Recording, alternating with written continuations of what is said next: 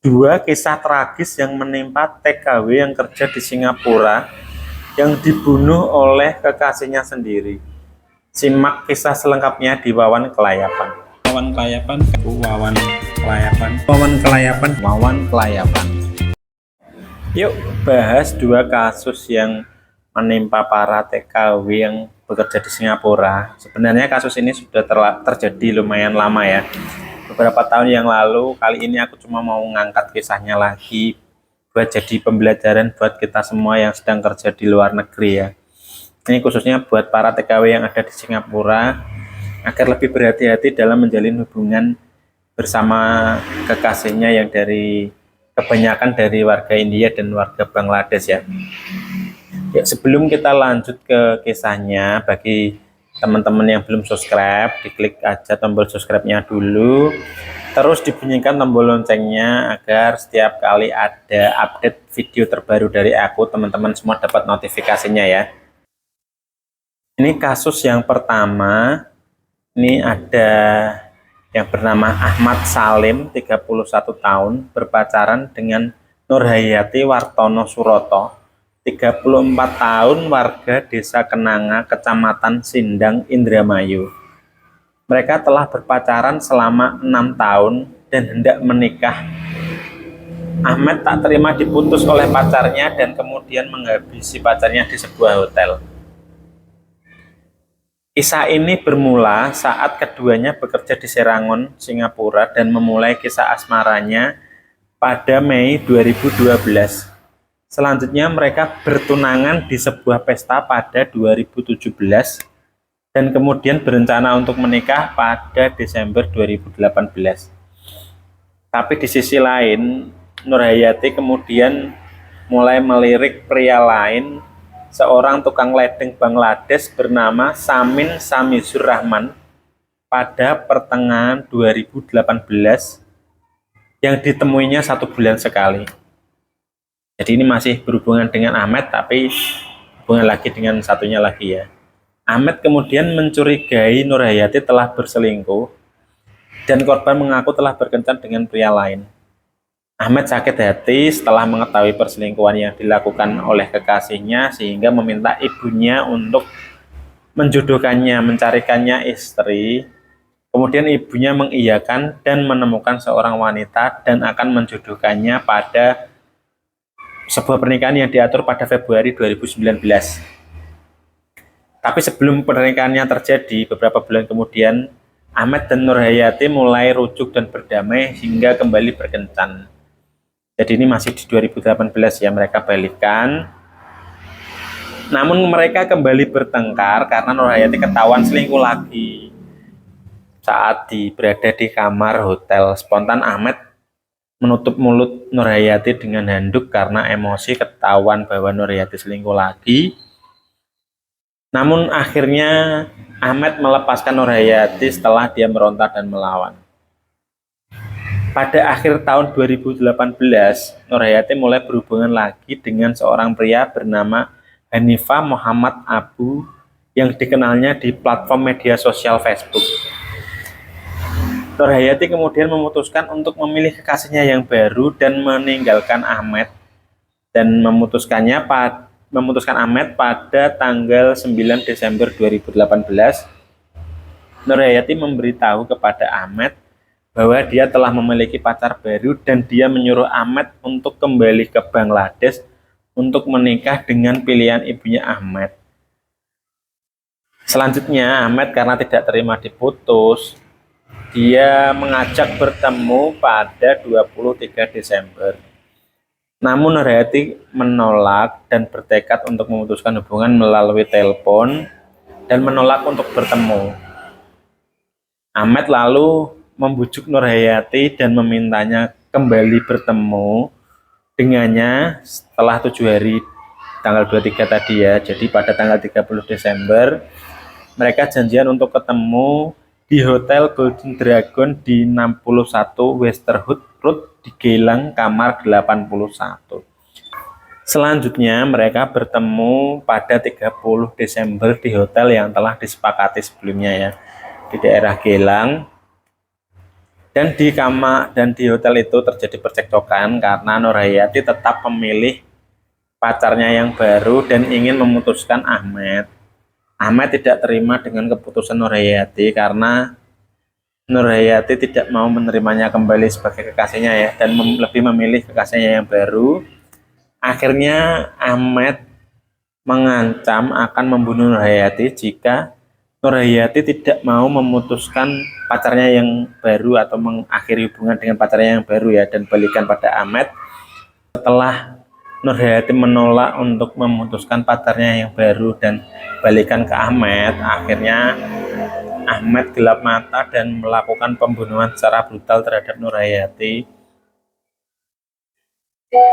dengan cara dicekik ya dan ditali pada lehernya. Ini aku tidak usah jelaskan secara detail ya, sebenarnya di berita ada dijelaskan secara detail bagaimana cara membunuhnya, tapi aku akan menyingkat saja karena emang lumayan kejam ya pembunuhannya ini. Akhirnya setelah melakukan pembunuhan ini, Ahmed kembali ke asramanya di Sungai Tengah Lodge, di mana dia menyerahkan uang sekitar $1.000 kepada kolega dan teman sekamarnya yang bernama Khalid MD Abdul ya. Dia mengatakan kepada temannya ini untuk mengirimkan uang itu kepada keluarganya yang ada di Bangladesh dan mengatakan bahwa dia telah membunuh seseorang.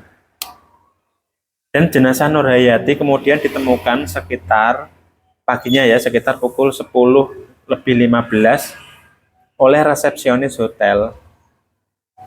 Akhirnya polisi menangkap Ahmed sekitar pukul 10.45 pagi pada 31 Desember 2018. Jadi selang cuma setengah jam dari ditemukannya Nur Hayati ya. Ini Ahmed sempat menangis beberapa kali selama kesaksiannya di pengadilan dan mengatakan bahwa dia sangat marah dengan Nur Hayati karena berulang kali selingkuh, tetapi dia mengaku sangat mencintainya. Sementara itu, Ahmed dinilai telah melakukan pembunuhan berencana karena telah mengatur menghabisi nyawa Nur Hayati bahkan sebelum tanggal 30 Desember 2018. Tadi sebelum ketemu di hotel itu ya, Ahmed sudah merencanakan pembunuhan ini. Jadi dia sudah berencana kalau memang Nur Hayati tidak mau balikan akan dibunuh ya. Bukti pembunuhan berencana ini diketahui setelah terdakwa diketahui membawa tali ke hotel dan mengosongkan rekening bank atas namanya sebelum peristiwa pembunuhan. Yang tadi itu versi menurut Ahmed ya, menurut pelaku ya.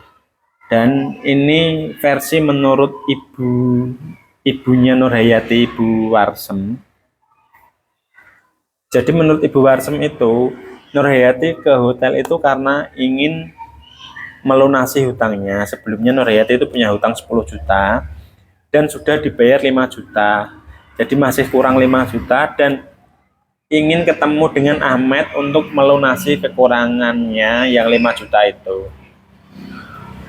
Dan menurut pengakuan Nur Hayati kepada Ibu Warsem bahwa Ahmed ini sudah dijodohkan oleh ibunya untuk menikah dengan orang pilihan ibunya ya di Bangladesh. Tapi Ahmed tidak mau melepaskan Nur Hayati dan ingin Nur Hayati untuk tetap menjadi pacarnya, menjadi simpanannya di Singapura. Tapi Nur Hayati menolak. Bahkan Nur Hayati sempat diancam dibunuh beberapa kali oleh Ahmed jika tidak mau menjadi simpanannya, dan sempat mau dilemparkan dari gedung lantai 4 ya. Dan Ibu Warsem ini sudah menyarankan kepada Nur untuk pindah kerja di Hong Kong, tapi Nur juga menolak. Dan sebenarnya ya, ini kan tadi kejadian terjadi pada Desember ya. Sebenarnya 15 Januari Nur ini sudah harus balik ke Indonesia karena kontraknya sudah mau habis ya. Dan Nur ini sering curhat ke ibunya bahwa dia tidak buru-buru menikah karena mau membesarkan anaknya dulu sampai lulus kuliah ya. Jadi emang Nur ini mungkin dekat dengan ibunya dan sering curhat pada ibunya ya. Ini cerita menurut versinya Ibu Warsem ya. Lanjut ke kasus yang kedua ya. Kasus yang kedua ini menimpa TKI asal Klodran, Karanganyar yang bernama Ruli Widyawati, 29 tahun, yang menjadi tulang punggung keluarga. Ruli ini berangkat ke Singapura dengan meninggalkan 2 anaknya yang masih duduk di SD ya, di sekolah dasar. Kisah Ruli ini bekerja sejak 2010 sampai 2014. Selama rentang waktu 4 tahun itu dia pulang sebanyak 4 kali dan mengirim uang sekitar 1 sampai 3 juta per bulan. Ruli ini sudah menghabiskan kontrak dan pulang pada Rabu 17 Desember ya. Lantas ditelepon dari temannya yang di Singapura membuat Ruli ini kembali ke sana pada tanggal 15 Januari. Selanjutnya pada tanggal 1 Februari 2015, Ruli ditemukan sudah meregang nyawa di tangan kekasihnya berkebangsaan India bernama Bhaskar, 31 tahun. Sebelumnya ya, ini si Bhaskar, kekasih Ruli ini berniat untuk ke Indonesia dan mengajak Ruli menikah. Namun Ruli dan keluarganya menolak karena Ruli masih istri orang. Ruli masih istri sah dari Yusuf Purnomo. Dan akhir ceritanya ini, lelaki berkebangsaan India ini, Bhaskar ini ya, mengakhiri hidupnya di dekat jasad Ruli ya. Pria tersebut kemudian gantung diri di lokasi yang sama. Ya, jasad keduanya ini ditemukan di Hotel 81 Singapura di kawasan Geylang. Jadi kita bisa belajar dari 2 kasus ini ya. Kalau kita menjalin asmara dengan warga luar negeri ya Kak, dalam hal ini TKW Singapura dengan pacaran dengan Bangladesh dan India ya, itu memang sangat beresiko ya. Ya bagaimana ya, ya sebelumnya aku pernah ke Singapura beberapa kali dan memang setiap hari Minggu atau libur kerja pada weekend itu mereka sering ketemuan ya, jadi mereka sering kumpul-kumpul. Jadi TKW Indonesia itu kumpul-kumpul dan juga ada beberapa tenaga kerja Bangladesh atau India di situ juga ya. Jadi kemungkinan memang mereka sudah sering melakukan seperti itu, jadi mungkin dekat dan akhirnya pacaran ya karena emang sering ketemuan seperti itu ya. Ini pelajaran bagi kita semua kalau kita lagi kerja ke luar negeri dan emang niat untuk kerja, dikesampingkan dulu untuk urusan asmara seperti ini ya. Karena kebanyakan jarang juga yang sampai menikah dan berkeluarga dan balik ke Indonesia dengan orang Bangladesh ya. Kebanyakan itu cuma berpacaran saat mereka bekerja dan saat balik lagi juga sudah tidak berpacaran lagi atau sudah tidak ada hubungannya. Ya semoga kita semua belajar dari 2 kasus yang aku ceritain kali ini ya. Bagi teman-teman yang mau share atau punya kasus atau punya cerita yang menarik, bisa DM aku di Instagram wawan_kelayapan atau inbox di Facebook aku ya, di wawan_kelayapan, nanti akan aku tulis di bawah ini, atau juga bisa komen di kolom komentar. Kalau ceritanya bagus akan aku bawain ceritanya di channel di video aku selanjutnya ya. Bagi teman-teman yang belum subscribe, mohon di subscribe dulu ya. Bagi yang sudah subscribe, terima kasih dan sampai ketemu di video aku yang lain. Terima kasih.